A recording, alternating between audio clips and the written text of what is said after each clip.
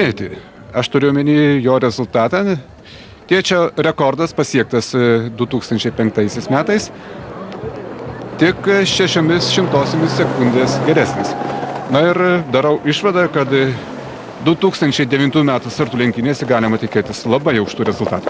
Na, kalbant iš vakaro, mes kalbėjome ir su Kaziu Trota, ir su Stanislavu Kėriu, ir su Algiu Vilkiniu, na ir su svečiais iš Estijos.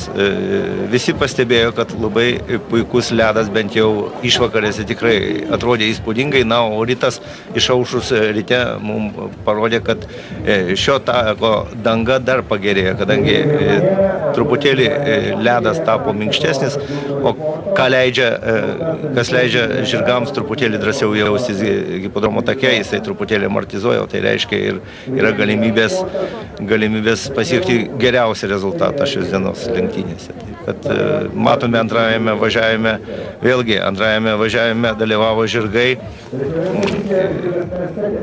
suaugę žirgai B reitingo, tai sakykime pagal pajėgumą antrieji žirgai. Tai ir jau rezultatas buvo netoli rekordinio, taip kad galime laukti gerų rezultatų.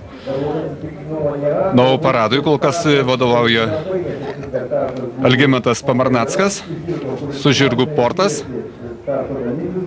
Vėl reikia paminėti ir Augustinų dvarą. Būtent jame yra gimęs šis eržilas. Na ir gyvoji Ristūnų žirgų sporto legenda šiame važiavime.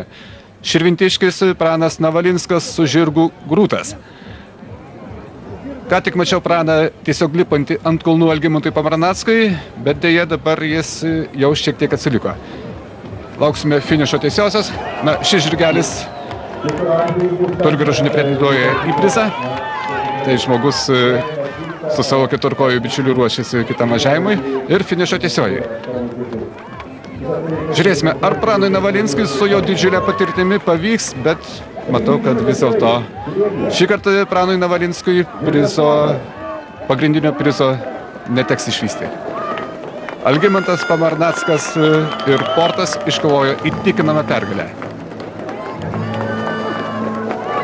Na, o Pranas Navalinskas finišuoja tik trečias. Nugalėtojui jis pralaimėjo beveik 5 sekundės. Antrąją vietą užėmė